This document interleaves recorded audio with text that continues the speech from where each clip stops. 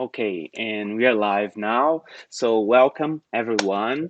Uh, if it's your first time here, this is Language Learning Lives, a series of live interviews with researchers involved in foreign language learners and teachers' lives. And today, I have the honor of having Dr. Harry Kuchah here. Hello, Harry.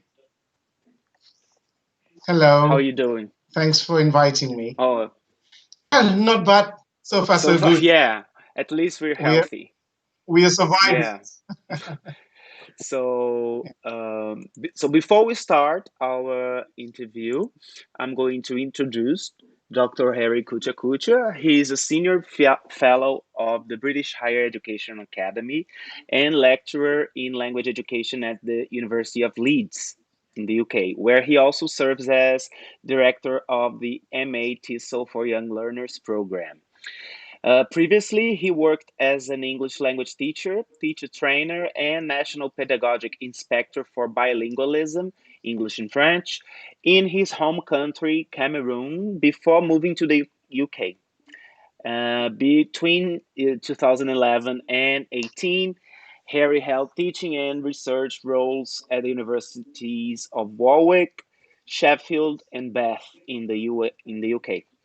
He has also been involved in a range of teacher education and materials development initiatives in sub Saharan Africa, Southeast Asia, the Middle East, and Europe. More recently, he has served as a consultant with the Council of Europe, developing the foreign language education policy profile for Albania and with Window Trust International and ELT consultants in South Sudan. So, wow, it's you work a lot, Harry. No, I don't work more than anyone else. I can tell you, I've got lots of colleagues who are doing amazing work, and I'm only following their footsteps. Yeah, great. I've been following your career for some time, and uh, it's an honor to have you here and to get to know more about your life and how your life has somehow influenced your research path. So I'd like to start with that, with your life. Um, in, in previous interviews, I mean, in at the beginning of the project, I interviewed Richard Smith, and you co-authored Yeah. a wonderful paper with him, and it's called "Pedagogy of Autonomy for Difficult Circumstances: from Practice to Principles." It's a paper from 2011, but it's very up to date. Um and in this article, you describe your experience of teaching a very large class of more than 200 teenage learners in an under resourced secondary school setting in Cameroon.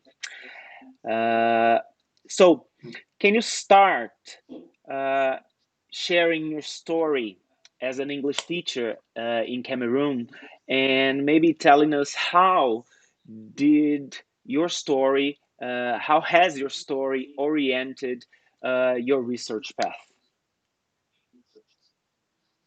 Oh, a few before I respond to that, maybe a few quick things I'd really love to Okay. say. And I'm happy that you started by talking about this article which I wrote with Richard Smith. Um, Richard Smith was not just a co-author with me. Richard Smith was my PhD supervisor. So we've since then we've gone ahead to do a lot of work together, and he's in terms of my academic development, he's probably the single most important influence that I can think of now.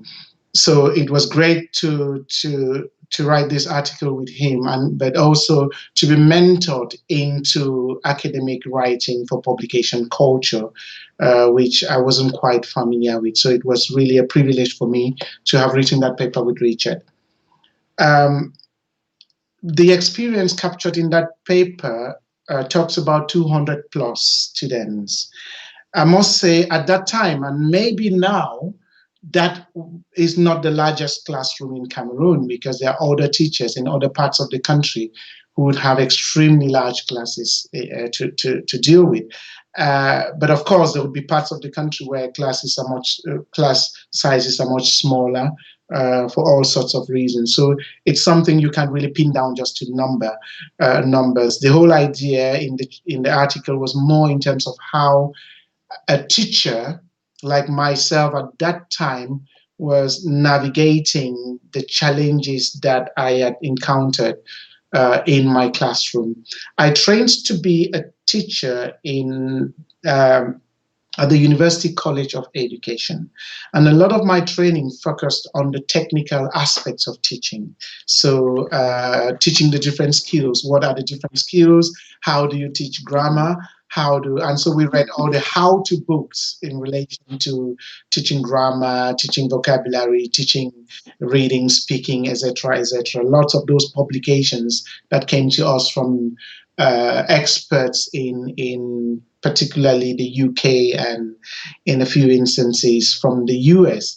And they were all wonderful ideas. And I still remember having one of my teachers, Mr. Lukong, who had some really fantastic interactive ideas in the classroom when we were training. So he would demonstrate some of these ideas and practices and illustrate the principles around them using really concrete practical ideas in the classroom. And I remember him coming to class with a tape recorder. At that time, there were no CDs and DVDs and things like that in Cameroon. And he would play a tape and we would do all this movement around and very interactive activities. And then I went to the north of my country, which was completely different from the context in which I had grown up, culturally and even geographically different from the context in which I'd grown up as a student, and even in the context in which I had trained to become a teacher. And here I found myself in temperatures that could go up to 46 degrees Celsius in extremely large classes that were meant to build initially to take maybe between 60 and 80 students.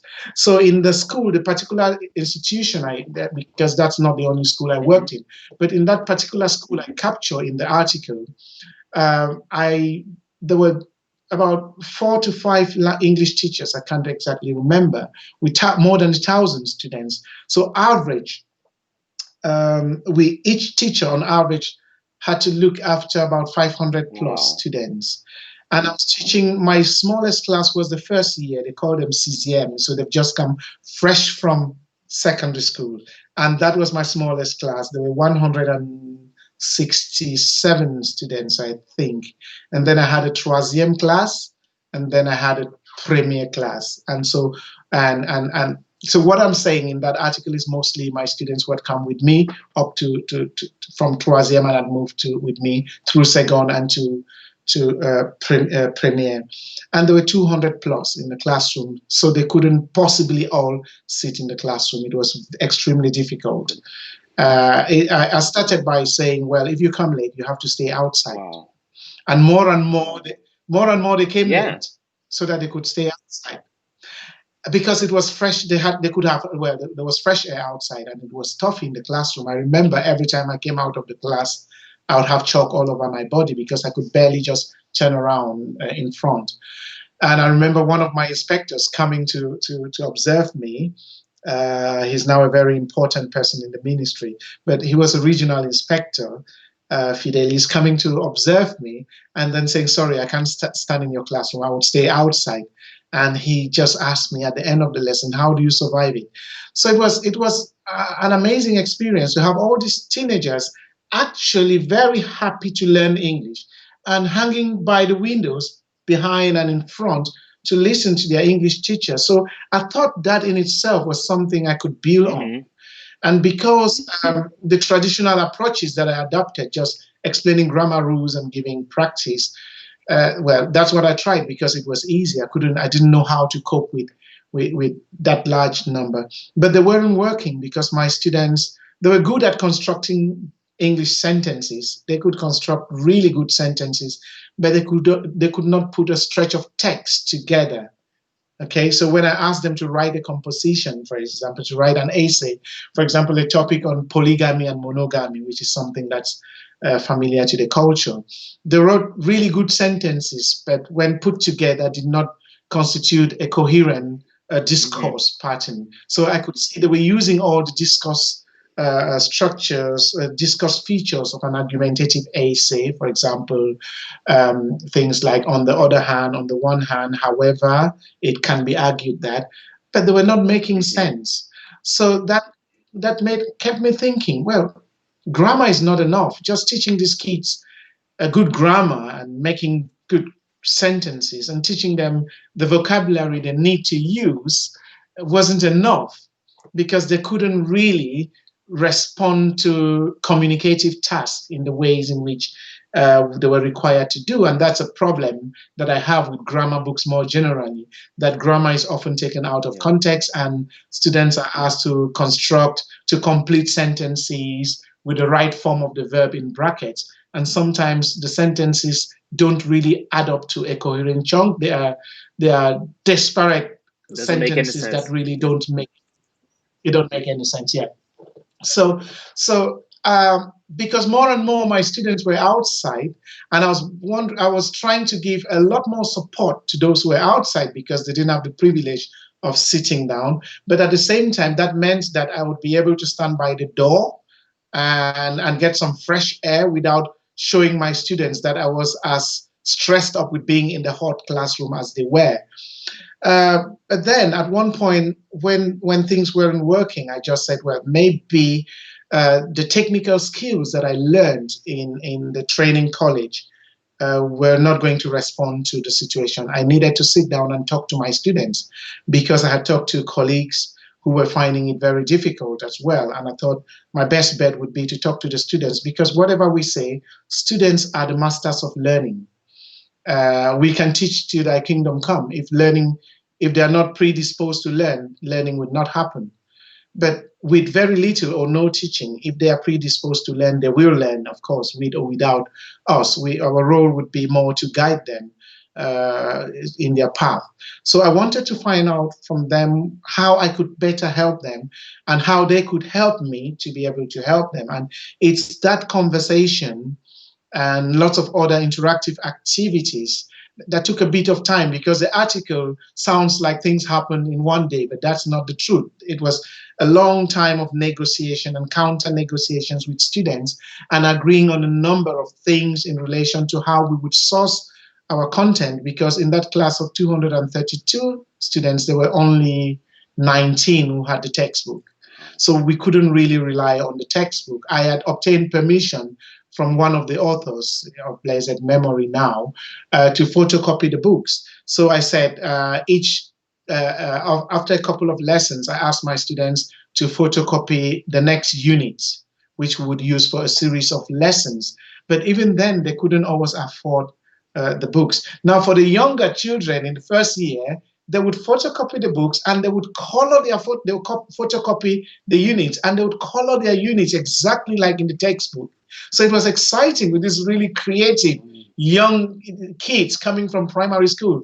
And that, in a sense, influenced the way I taught them. But I'll just focus on these ones in the Mm-hmm. article. They wouldn't do that. And sometimes they couldn't really afford to photocopy. So we had to now rely on my students going out there, finding whatever materials they could see, lay hands on in English, and bringing them to me. But that also meant thinking through what we might learn from the materials and how we might proceed. So my students, in a sense, were helping to bring the content, but also when you brought that content to me, we had a discussion, okay, and it was a supportive process for them. I was supporting them to think about the implications, not just about the materials, but what sense we could make of the materials, and also to think about what activities they thought, because they certainly know what activities work for them and their peers better than I do. So that's how we were negotiating as we worked on. And my role was just to link the materials that we ended up selecting to the curriculum content. So I made sure that we were covering the Mm-hmm. curriculum or the syllabus in a sense, even though we were not using the specific textbook. So we were drawing from these different resources to cover the curriculum needs. And one of the other things we agreed on was, because it's a predominantly Muslim north and they're used to sitting around and for their prayers during break, and because it's also in a desert part of the country, the Sahara Desert is encroaching into that part of the country. So there are lots of trees planted to kind of fight what do you call To the balance. eroding of the ecosystem. But yeah, so we agreed that I was being unfair in paying a lot more attention to those who were outside, and that a fairer thing to do was for us to go outside and work in groups and sit under those trees around the school. The school was called Lycée de Maroua Domayo. And so we worked well. Before we did that, we needed to agree on a set of uh, principles for how we would behave outside, because that was a practice that was not consistent with the educational culture, and I needed to convince the authorities that it was a good action for me to take. And to achieve that, my students needed to behave in a particular Mm-hmm. way that does not show that they are wasting that space. So we had this contract which we drew up with the students themselves on how we would work outside, and we all had an obligation to respect those principles. Otherwise, the authorities might turn against me. So, in a sense, I built this trust with my students in making them see that they were putting me in danger of having problems with the administration if they didn't behave properly. So that kind of relationship, that kind of partnership with students was quite essential for me, that kind of trust that I could take an action because they wanted me to do it, and that they could behave themselves because they wanted to protect their teacher who was listening to them. And it did help, because once we went outside and the students started bringing resources, it was great. We were interacting. They were interacting with different types of texts. They were thinking of different types of activities, which we shared across groups. We had people who were monitoring each group, and I barely walked from one group to the other or rolled over in the sun, as the case may be, to see what they were doing. And they were producing a lot of texts and all sorts of creative productions, which we then used to decorate our classroom, so that when you went into the classroom, you could see what the students had actually been doing.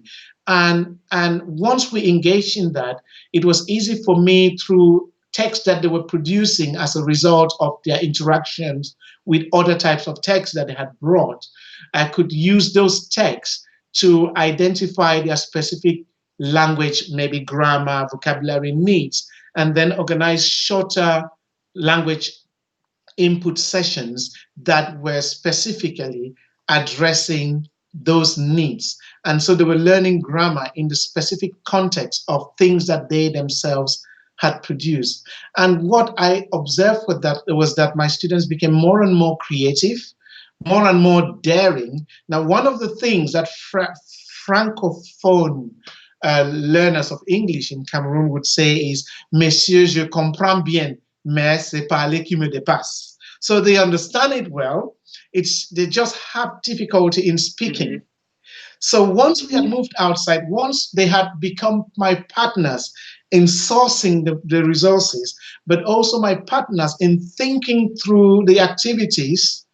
Okay. And the little carrot was that once we adapted your materials and your activities, we announced to the class that the lesson was courtesy of student A, and you became my assistant for the series of lessons that we developed alongside around your materials. So it was a way of empowering them, being assistant deputy Mr. Kuchah, for example, in the classroom was some way of empowering them, and everyone wanted to contribute in a sense. And that meant that they had to be more daring. They were not scared of making mistakes. We were all struggling together, and they had a teacher who understood their challenges and wasn't laughing at them, wasn't very impatient with them, and was supporting them in their learning path. And that has influenced me as a teacher and my research path in many ways. And I guess that was your second Yeah. question. Now, I would say that this group of children, this group of teenagers, were the best students I have ever taught, and they have the strongest impact on what I have become, because it is in telling their story and sharing their story that um, I got teachers, colleagues listening to me and asking questions, and my bosses in the ministries listening and asking questions. And since then, I have kept a really good relationship with many of them who are, they are all important people now. A few months ago, I received an email from one of them, whom I taught, that was in the 2000s. And then I sent them my mobile phone number, so we are on WhatsApp.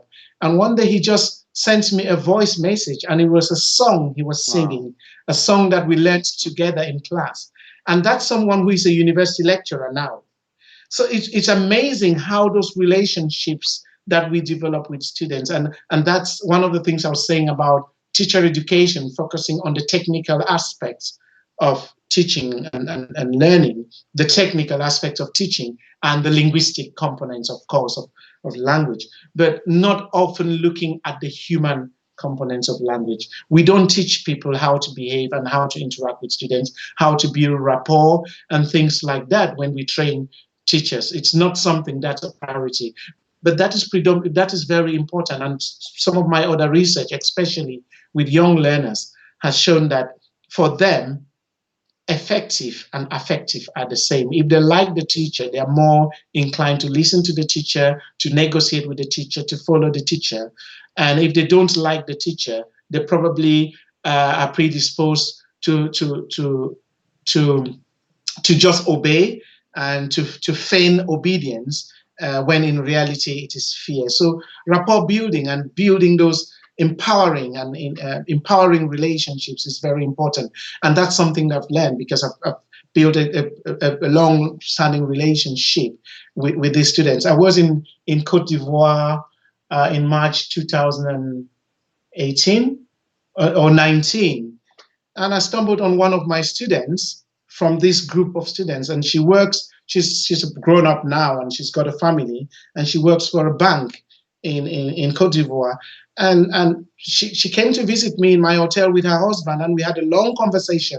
And on the day I was leaving, she and her husband took me to the airport, and she bought me this shirt. Wow. So now, I'm not saying that we do want to expect Mm-hmm. that from our students. What I'm saying is that there is a human component to language education, because more than in any other subject, because language is about expressing who we are, what we are, and how we see the world. And that is, it's very important that we bring that into the classroom. We don't see the world through tenses and vocabulary. We don't see them in that way. We see the world through ideas, through thoughts, through feelings. And it's important that we put that at the fore of language teaching and incorporate those technical, linguistic, those whatever grammar, pronunciation, and all of that around the basic purpose for which people use language. And that's what empowered me, in a sense, the success of these students, their motivation, and most of all, the fact that they could on their own come to me and say, "Oh, I did this on my own. I found this text, I analyzed it, and I wrote this on my own." The fact that they could work without necessarily depending on the teacher all the time, for me, was much more important than just teaching them, because and I'm not making this up. It's something that's been around for long. Michael West in the 60s said it, that too much teaching stands on the way of learning, but too much learning never really stands on the way of learning. In terms of my research, when I look back at this experience and the disconnection between the way I was trained in the same country, and there was no reference to the activities of my training, looked like I was being prepared for a normal classroom, and there was no reference in my training to the fact that I would be dealing with 200 plus students, right? And even in my practicum, I was working in fairly elite secondary schools with fewer students. Right. So I didn't know from my training, and I'm really worried with young teachers who are trained. I don't know. I guess a lot has changed recently in Cameroon, but if it hasn't, I'm really worried with young teachers being trained with ideas, develop and activities, practices that work very well in a in in different uh, in, context. in the theoretical classroom. Yeah, in different contexts, or even in the theoretical classroom of the textbook, which really do not work in the real life classroom in which the teacher is going to be practicing. So I'm worried about that. Now, so in terms of my research, therefore, that is what I've been trying to look at: how language teachers develop, how we might embed a knowledge, a full awareness of the contextual realities within which teachers are going to be working into their teacher education, and how we might build teacher education around practices that encourage teachers to be creative, to think about creative ways of dealing with those different realities, but also to think about the how students who are the primary beneficiaries of our practices could become, their voices could become an important component of how we think about our practices, but also in relation to how we might enact policy in relation to curriculum, but more in relation to pedagogic practices. This story is very inspiring, and I bet your students still remember this experience vividly, because first, because you cared, right? And also, I think it's just not a matter of going outside. This contract that you established with them and that was co-established, I think it makes all Yeah, the difference.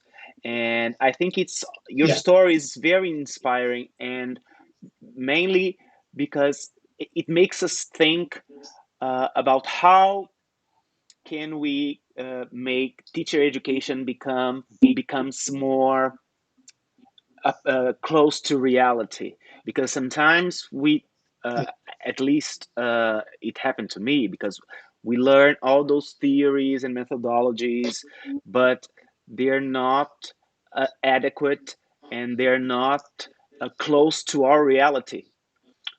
So it's a yeah. very provocative story in this sense.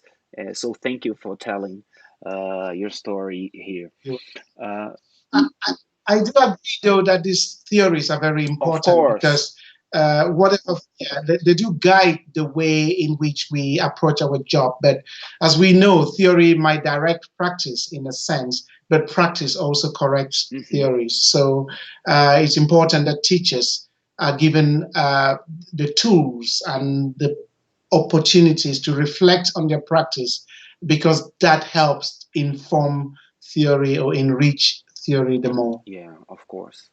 So reading more about you, uh, I came across your current research interests, and one of them aims at replacing the predominantly deficit paradigm that characterizes the top-down approach to teacher ed policy dissemination with an enhancement paradigm that draws from teachers and learners' appraisals of current teaching practices as a basis for developing a framework for pedagogic innovation. So, first of all, could you briefly explore both education paradigms? Right. Okay. Now, we talk a lot about teacher-centered pedagogies, and we make the distinction between what is teacher-centered and what is Hmm. learner-centered. And also now we're talking also about learning-centered pedagogies and all of that.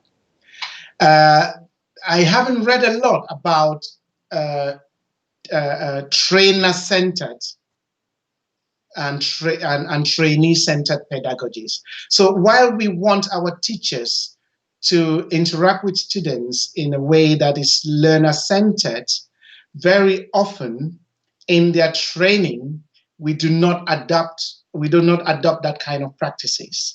And that happens in many cultures. I have been in completely different contexts from that which I've been in sub-Saharan Africa. And I have observed teacher education, and I've seen a lecture about interactive approaches. Now, you cannot ask people to use interactive approaches and tell them that through a lecture which is not interactive. So for me, the top down approach to policy enactment all has to do with uh, how policymakers build from the research, which is often, at least in the case of sub-Saharan Africa and many parts of the global south that I know, these ideas are often generated by experts working in different contexts. Or even when they have worked in those contexts, it is often with an outsider Yeah. perspective to what is actually happening in the context. And now, so local policymakers build from those theories, but also build from other local factors that are often generated by policymakers who might have been in the classroom long ago, are disconnected from, in brief, are not in the classroom on an ongoing basis. Because the fact that I taught in a secondary school yesterday or last year doesn't really mean that the dynamics of a secondary school classroom are the same today. So very often, local policy is often enacted from ideas that are generated elsewhere Hmm. and not in context. And this is often passed down to teachers to apply. What happens then is that when teachers struggle to apply these policies in the classroom, the tendency is to blame teachers for not applying the policies well. So I have followed policy development in Cameroon, for example, for a long time now, and I've been part of the policy making team because I worked in the ministry as a national pedagogic inspector for a good number of years. Now, what happens is that those ideas are developed and sent down to teachers. So in Cameroon, for example, we've had lots of pedagogic practices over the years. Okay, in primary school, for example, we started with something that was called the new, well, where we moved from some old approach and then went into something that was called the new pedagogic approach, which was basically a way of structuring a lesson into 6 stages and 6 very predictable stages, so that after a number of lessons, the children already could predict what was going to happen in the next lesson. And this was a theory developed which worked very well in the sciences, but in language, it was very difficult to sustain. Right. So teachers were struggling. And then we moved on to something that was called Chantier d'innovation pédagogique, which I can't translate, and which I found really difficult, even as a trainer, to explain to teachers. And then we've gone through lots of them. And then there was also the project-based approach, and then we move to something called a competency-based approach, which is moving around sub-Saharan Africa now, especially Francophone Africa, a competency-based approach. But what has not changed is that now the textbooks have really not changed content. They have probably changed the pictures. Assessment has never changed. Pedagogic practices, pedagogic approaches continue to change. The assessment, the final exams are the same now as they were in my years when I was a secondary school student. So that's not changed. And what's happening then is the whole idea that, oh, this is not working because teachers are not applying it. Hmm. Yeah. Nobody, yeah, that's very top down. Nobody actually sits back to think about whether the policy itself was appropriate, was well thought out, and reflected the context in which teachers are called to think. So the whole blame game, okay, that keeps policymakers in the position of power and researchers and all of that, in the position of power over teachers, is what I call the top-down approach. And for me, the bottom-up approach is trying to build from what teachers are currently doing, what they are doing well, so we can consolidate. But in highlighting what they are doing well and in celebrating with them what they are doing well, we can then put them in a frame of mind that is more open to learning about what they could do better. Because if teachers know that you are going to be blaming them, as they are often blamed, they're going to be using up their intellectual energy to find excuses or to find defenses for their job. But if they know we are celebrating what they're doing well, they're going to use that energy to explore ways in which they can do better. And in exploring this, they might be talking to their students. They may be learning from their students. So I am a fan of learning from students. And I think that I'm also a fan of learning from teachers, because whether teachers know the concepts, the theoretical concepts or not, they are doing a great job and struggling at the same time. And we need to be celebrating that through our research, designing research that shows them that we are celebrating. We want to learn more about what they're doing so well, so we can better conceptualize that and better explore ways of supporting them to do even better. That's what I call a bottom-up approach, but also call an enhancement approach, because it actually empowers people. It actually builds on an emotionally positive, I would say, for want of a better way of expressing it, way of helping teachers celebrate, but also critique their practices. Yeah. And that's what I've basically done in my research in relation to teacher education, be it in my PhD or in other research that I've been doing recently with teachers, for example, with pre-service teachers, with my colleagues at Leeds University and the University of Bath and the University of Sao Paulo University in Brazil, for example. Mhm. Yeah, and I mean, in Brazil, we now have a new curriculum, and because in the past, I don't know if you know that, but each state had a different curriculum, and now they released a new and very strong curriculum. I mean, in theory, to try to unify the curriculum of all the country. And when you start reading the document, it says that it is based on the common European framework. So you're like, why? if you're trying to if you're trying to enhance the education of the country, why not uh, making things about our own country and escape from this Eurocentric view of learning that keeps, I mean, it's very strong, this Eurocentric belief and uh, power of the language. And it's really nice to hear you saying about those two paradigms, because in Brazil, for instance, there is a lot of prejudice against learning English in public schools, for example. But Mm. there are lots of successful stories. So why not uh, gathering all those stories and try to uh, use it as data to Yeah. create the policies. So it's I totally agree with you. Yeah. I know I was in the work I did with my colleague Wendy Arnold and Fiona in South Sudan for Window Trust International.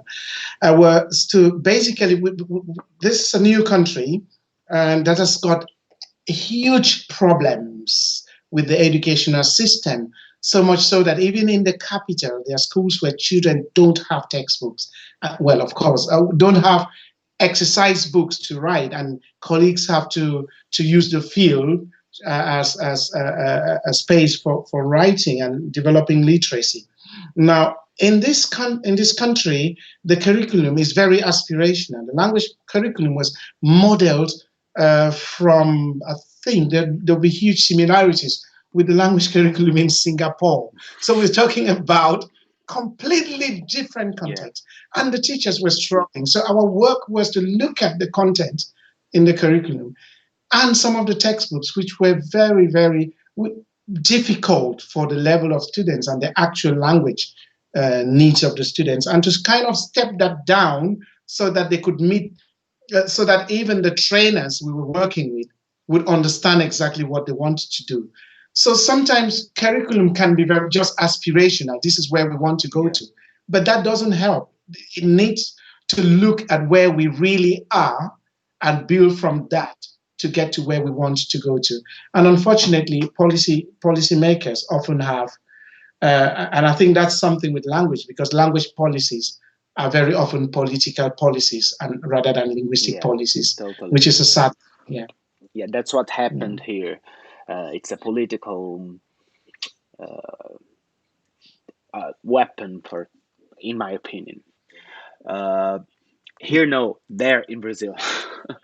So, so you're also interested in looking at issues of social justice and injustice, and equalities and inequalities in multilingual contexts in sub-Saharan Right. Africa.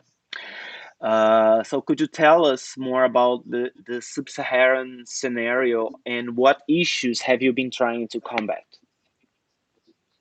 Right, right. The sub-Saharan African scenario is as diverse as the countries and the regions within the countries can be. So it will be very difficult for me to say anything that really Mhm. applies everywhere. But I'm working with colleagues in a number of countries on different research projects, particularly with Lizzie, my senior colleague, academic senior colleague, but my friend with whom we've worked over the years on a project in Rwanda, and also working with colleagues in South Africa. And we're looking at, and also with other colleagues in Cameroon, particularly looking at English medium education in this multilingual context. And I forgot Ghana. So the idea is that uh, language itself, one of the problems, as you probably know, sub-Saharan Africa is the only part in the world where children go to school. It's the only place in the world where children go to school in a language that is not a familiar language to them. And that's a very sad Yeah. thing. Everywhere else in the world, there's substantial mother tongue instruction. And when you read the excuses that politicians are making, and sometimes even linguists, for why we cannot, the fact that we are very multilingual and it will be difficult to adapt one language as a language, local language, as a language of instruction, you get the point that we are working within a very centralized paradigm where people think that we must use only one of the many languages. And that is something that comes from our colonial heritage. And many of my British colleagues, for example, have said, oh, yeah, which language should they use? And I think, sorry, which language shouldn't they use? Why shouldn't they use every language? I think it is very self-defeatist and it's very difficult to sustain that kind of argument. Children can learn in every Yeah. language, especially in familiar languages. I grew up in a multilingual context. My parents moved from one part of the country to another for work, and I picked up some of the languages. So it will be easier for me to learn in a neighboring language because it resonates with my own language in many ways, and because I would hear it very often than to learn in a language that I would only listen to in the Yeah. classroom. So one of the things that we've been studying is looking at how the learning, especially for children, in a language that is not their familiar home language, might have an impact on their cognitive development and a negative impact. By that I mean that's what we are finding out. So a lot is being said about uh, improving quality of education in sub-Saharan Africa, and sub-Saharan Africa is become the place where everyone sympathizes with.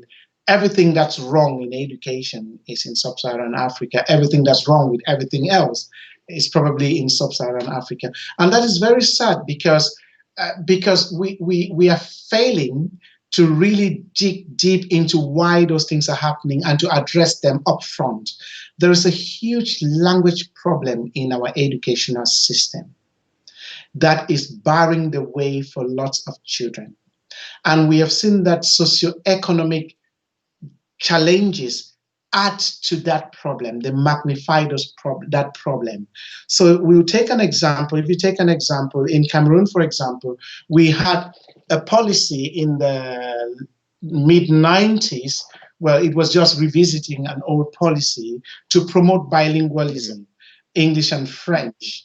And if you look at the education law, it actually says we are promoting these languages in the educational system as a factor of national unity and integration. So there is no linguistic reason in the policy for why we should promote the two languages in the school system. It is entirely a political reason because there were uprisings in the early 90s and anti-Anglophone or maybe Francophone sentiments were rising, and the policymakers thought that a quick fix was to teach everybody French and English so that we could communicate with each other. But of course, those problems are political problems. They're not really because we don't communicate with each other. And the situation has got worse. You probably know that Cameroon is in a full-blown civil war now. So that quick fix didn't solve any problem. The quick fix was mainly political. Now, if you look at results, I'll focus just on Francophone children learning English. If you look at results at the end of high school, there's not been any difference in the overall performances of students in English at the end of of secondary school now that they have gone through primary English. There's no difference between the results now and the results several years ago when they didn't learn English in primary school. So it's a policy that has really not yielded any linguistic fruits, but it's still being promoted. Schools don't have teachers to teach those languages because the idea is for the teacher who teaches every subject in French, who is struggling with his own or her own French, to then teach the children English when they don't even speak a word of English. So more and more parents who are eager for their children to learn English, who are convinced by the global discourse of the magic that English can do to their children's lives, are removing their children from this bilingual model in French medium schools and sending them to English medium schools. So a recent study I conducted actually looked at many parents, but in a paper I wrote, I looked at two particular parents who had the same objective. They were single parents, mothers. They had the same objectives for their two daughters who were around the same age. They wanted their daughters to become medical doctors. And these two children went to the same state school because the policy is parents can send their children to an English medium school or a French medium school. You can't stop them from coming to the school, irrespective of the language they speak at home. So these are all two Francophone parents who speak only French at home and who have one or two other children who have been through the French medium schools. And they're sending one child to an English medium school for the same reason. But these two parents have a completely different socioeconomic standing. So one of the parents is very rich, works in a very reputable state institution, and she's got a top job. She's got friends who are Anglophones, very educated, of her level. Her child can spend holidays with those families and speak English. She employs two teachers to teach her child at home, and she's bought all sorts of gadgets, an iPad and language games. Her child watches movies, Nigerian movies in English, and translates them to her. So the child is constantly in an English language milieu. The other child goes home, and in the weekend she helps her mother to sell groceries by the roadside. So she doesn't have time to work. Her mom bought her one textbook, and she's been failing through. She doesn't have a study room, she doesn't have any gadget. So these are two socioeconomic levels. So it's a fair policy that children should have a right to go to any school they want, their parents want them to go to. That's fair. But it's not fair on this child that their parent are sending them to a school and cannot support them. Now, this would apply for every child, even if they went to a French medium school.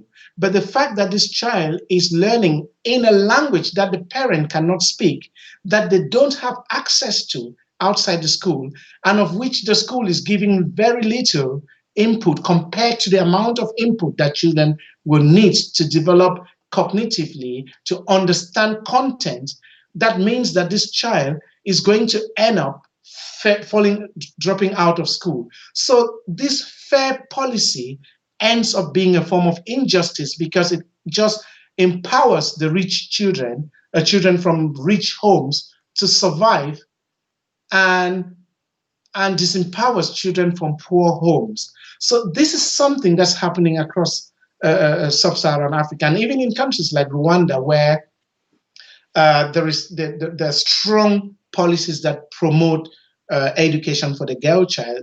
It's amazing, the policies in Rwanda.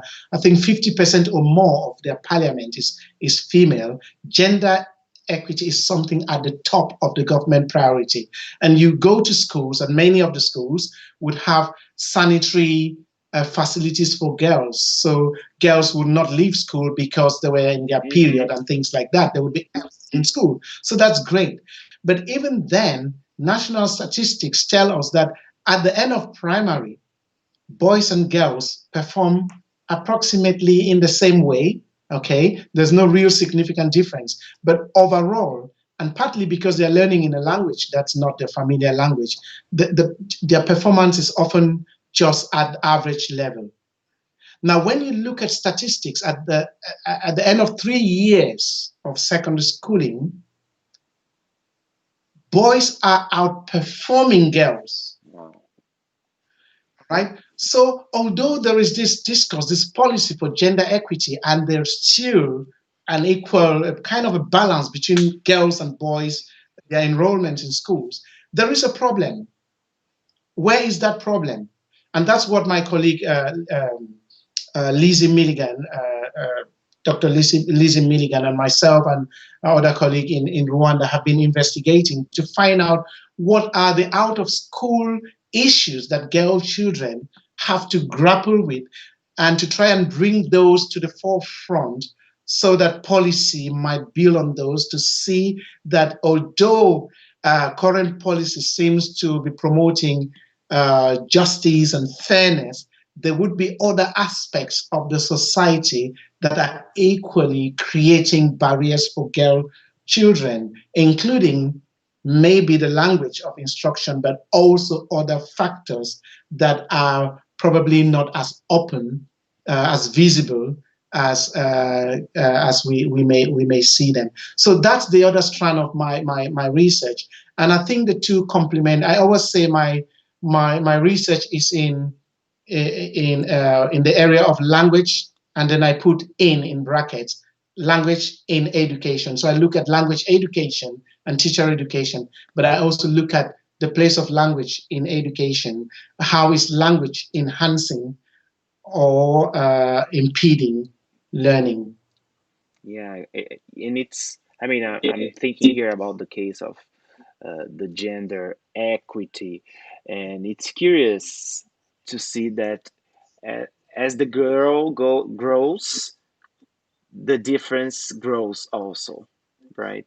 So Yeah, basically, it's something in the culture, and why does this girl uh, doesn't have the development as good as the boy? Because maybe because she has other obligations at home or other yeah, concerns, right? yeah, yeah. And we can only address Yeah, those if we know yeah, them. Yeah. So, I have lots of questions here. So I would have to now I'll have to select some because we I don't want the video to be that long. Otherwise, uh, it's people have problems watching. So because of the connection. So Yeah. you in the at the beginning of this interview, we were talking about you shared your story, right? In Cameroon, and you talked about how you coped with that situation. So now I would like to ask you, what strategies can you recommend to teachers who now experience the same situation or not the same situation, because situations are not the same, uh, but Yeah. similar situations. For example, in Brazil, a very large class that we consider is like 50 students. But to this teacher in Brazil, it's a very large class. So I cannot say that you have the same situation, but of course that you can, this teacher can take advantage of your uh, story and your strategies. So, which strategies would you recommend to teachers who experience situations like you did in the past? Right. Yeah. Well, the research in around large classes shows that it's not just about the number of students we have in a classroom. In Cameroon, for example, when I was doing my one of the studies I conducted in Cameroon, I had this group of. It was interesting to talk to teachers about their class sizes, and one said, "Oh, I have 90." And so 100 would, if I have 100, I would just crash. And another one says, no, I have 120. Oh, 150 will kill me. And then another said, well, I have 130. So a large class is actually very often in relation to what a teacher is used to teaching. Yeah. So for a teacher who's used to teaching 30, 40 would become a large class. But it also does matter with what also matters is the dynamics of the classroom. You might have a small class, but you've got some very difficult. I remember one of my VSO, voluntary service overseas, is a British charity. One of the colleagues with whom I worked in Cameroon moaned about large classes and all of that. And then we met in the UK, and she's become a teacher in a secondary school. And she told me, Harry, I would rather teach 150 Cameroonian teenagers than teach 25 British teenagers. They are monsters. So the difference. So although it's 25 or 30, they also come with different Mm-hmm. challenges. So it's not just yeah. I was lucky, and maybe many of my colleagues are lucky that education is seen as the one the best route to having a good life in the future in contexts like sub-Saharan Africa, where unemployment rates are great, where the private sector is not supported, where apprenticeship is not something that you get by. So students are probably more motivated to go to school, and so the situation might be different. So for me, I would be very reluctant to tell teachers what to Mm-hmm. do because I think that teachers know what to do. The only thing is to find out what works and what doesn't work. I think what I would recommend is teachers constantly questioning what works, but more importantly, why it worked. Because in knowing why the things we did worked, we understand better how to consolidate them and how to improve them. And sometimes it's not just a knowledge of the theories of the language, it's a knowledge of your students and your ability to bring the best out of them and to learn from them. That's important. Now, the paper we talked about at the beginning, it falls under what we might call the literature for learner autonomy. But to be honest with you, when I was practicing that pedagogy, I had never heard about the word learner autonomy. Mm-hmm. I had never heard about it. So I learned about the concept of learner autonomy through one of my sessions when I was studying for my MA at the University of Warwick in 2006, 2007. It's a long time ago. In Richard Smith's sessions. And everyone was saying that would not work in a large class. And I said, wait a minute, this seems to resonate with my own practices. And my class was larger than this. So very often teachers do a lot of things, even though they are not aware of the technical terminology and all of that. And maybe sometimes it's a good thing. For me, the important thing is be as creative, develop human skills and relationships with your students, which of course do not mean that you become very intimate. Of Hmm. course, we can still command respect and the distance while empowering our students. It's important that our students see us as that person who is happy to listen to them, and that we show our students in our practices that we are actually listening to them and trying to to to to to to bring their ideas and their suggestions, not just about how to develop content, but also in terms of what activities you might use in the classroom. So for me, the big thing is talk to your colleagues, talk to your students, but more importantly, keep puzzling about what's happening in your classroom. If you have a really good lesson, don't go and say, oh, that was good. Think about why that lesson was good. Ask your students why that lesson was successful. That gives something to consolidate. When you find out, when you have a tough lesson, ask them, why didn't that lesson work? What didn't go well? What can I do next time to make things better? And in next time, show them that you are trying to incorporate their suggestions because they feel part of a team with you, and that means that you're sharing the responsibility for learning with them. That is a culture we need to develop in our learners. Now, one of the things we say now, everyone's talking about the place of technology now. And my colleagues, I've listened to colleagues in Africa saying our governments really need to invest in technology. And I want to be realistic. I know our governments, I know our countries. They won't, because they cannot afford. Yeah, they're incredibly corrupt. Yes, it's true, but they cannot afford. Okay? If they have to invest in health and invest in education, technology is not something that would be at the forefront. And I don't think that the problems of education in Africa are, of course, technology is important, but teachers are far Of more course, important definitely. than technology because technology will not teach. What I think is if we, and I listened to a colleague from, I think it's Benin, yeah, through the Africa TESOL webinar series, who explained how he went into teaching his students via WhatsApp and text messages. It's actually the students who were running after the teacher saying, give us work to do, we will do the work, and we would send it to you to check. If we can empower our students to want to look for work themselves, for work, and by that I mean academic work for themselves, then situations like this would be easier to manage because our students would be well equipped to continue to explore learning in these difficult times. I just dread the whole idea of blindly jumping into technology and then teachers transfer the teacher-centered pedagogies of the classroom that are a problem into the world of technology, because that is just going to be even a bigger Yeah, problem. it's even more unfair when you do that Yeah, using yeah, technology. yeah. Yeah. So, and why, to wrap up this wonderful talk, uh, what would you say to learners? Because we focused a lot on teachers and educators, but what would you say to learners also? That's a difficult one. If I would know what to say to my students, I'm not sure I'd know what to tell learners because, and there's a lot that's happening, especially in relation to the different levels of students we teach.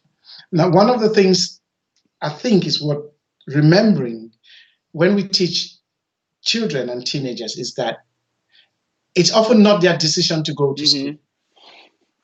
It's often the decision of their parents for them to go to school. And especially for children, sometimes they don't even know why they're in school. They're in school because mom and dad said Yeah, if you don't go to school, because you have to. you would die. Yeah. So what that means is that primary teachers have a bigger responsibility in terms of what they would tell their students. And it's not just about telling them, it's about how you what you tell them is consistent with how you conduct teaching with them. Uh, Teenagers, of course, look, we know the political discourse is often politicians, but it's true. The, our survival as a human race depends on different generations creating new knowledge and saving the world. When I was in secondary school, we knew nothing about technology. There were no computers. I know there was a one typing machine, a typewriter in my institution, and we had a typist. And is it a status typing machine that the printed exams with? And so sometimes when you hold the exam script, the stain of the ink stays in your hands. This generation, they've got computers. Or the generation after me in secondary school, some of them know computers. They have mobile technology, all of that. That's created by a different generation. Now, our new, very recent generation, many of them are creating apps that say, my friend's son created an app that can actually, in Cameroon, can actually track the speed of a driver on the motorway. So you can see your own speed, and that can be reported to a central Hmm. system. Okay, that's a 20-year-old, 20 around 20 to 23-year-old young man. Okay, and that's new knowledge. So for me, students have to know that they're not just in school to learn. They're in school to get just the basic knowledge to be able to contribute to our survival in the future. So if we are able to read interesting literature today, it's because a generation of writers produced Yeah. that.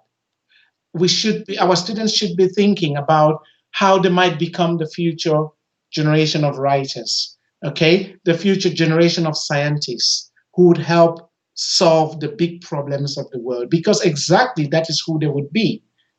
So that would be my message for them. School and learning languages and whatever we learn is not just about learning them. It's not just this encounter or maybe sometimes this happy or unhappy encounter with someone called teacher.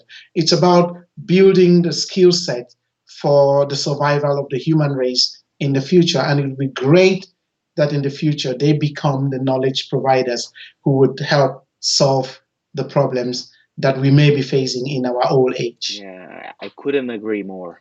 So, just to finish, I ask all the participants to suggest a resource, a web page, a book, a poem, a song. So, I would like you to talk about that amazing book that was recently published about the context in Africa. So, could you please talk about that and suggest to our Yes. Oh, viewers? I've actually got two books that are my Okay. favorite, okay, over the last couple of years. But my top of the two is Creating Change, Global Issues in ELT in I'll Africa. put the link That here is a in must read. the video Yeah, description. yeah. It is published by the ITEFL Global Issues Special Interest Group and edited by Linda Ross, whom I've known for many years now. It is an amazing Yes, it is collection. indeed. I think about 21, 21 articles, very short articles written by classroom practitioners. So they're written like stories. They're not academic articles and they're very short, written by uh, teachers from across Africa. And although they're talking about global issues in Africa, they act and how to bring those into the classroom. They're very practical because they're talking about how they're addressing these issues in the classroom. It's not just about the grammar and vocabulary and all of that. They're actually addressing topics of relevance to the students, topics that are really meaningful to their that students and the teachers are passionate about, and showing how that passion can generate learning in a classroom. I really like the book because it's got uh, it also has practical activities that you can use with other teachers if you were working within a teacher association, but also it suggests practical activities that you might use with the class with your students in the classroom. So overall, in the articles will be addressing different types of practical tasks in English language classroom to develop specific language skills as well. Now, my one of the things that I really love is the fact that although these are things that are specific to these countries, they're actually global Yeah. issues. They have a global, they resonate more globally. And my top favorite two chapters would be two articles would be um, I think is it chapter 13, which I think is a must read. I really do strongly recommend that. Chapter 13 is written by a colleague in Gabon, and she's showing how rural women learn about sustainable development from English learners, how English language is not just in the classroom, how children are using the language knowledge generated in the language classroom and actually impacting in the community and teaching the rural community and women in their community about global issues. So she creates that kind of partnership between the community and the classroom, which is very important. I think the one person that should be Douglas Barnes talks about action classroom knowledge and action knowledge, and very often we teach classroom language, grammar that is only appropriate in the classroom. Okay, the rat swallowed the elephant. That's a good Yeah. grammatical. It's a grammatically correct sentence. It's a good sentence in the classroom, but it doesn't make sense outside, and that's what he calls action knowledge. By analogy, we could talk about action language that you can actually use outside the classroom to interact with people. Of course, both forms are good because one prepares you for the other. And this article is a clear example of how action outside the classroom, a language classroom, could be impactful both to students and to communities. And my other favorite is the one from Tanzania by Catherine Joa of Telta, which is on menstruation and English language teaching in Kilimanjaro. This is a very sensitive topic, and in many sub-Saharan African cultures contexts, things that are related to sex education are often seen as a taboo.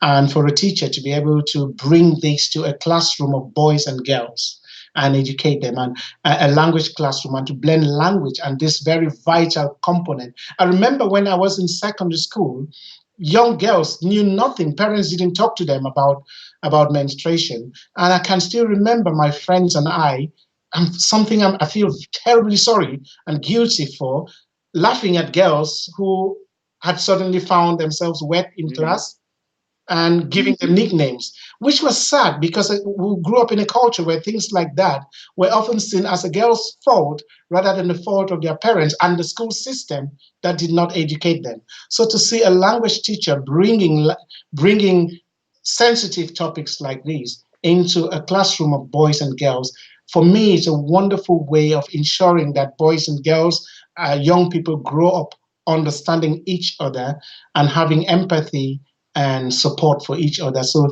those would be my top two articles in this wonderful collection that Linda Ross put together for the ITFL ELTC. Yes.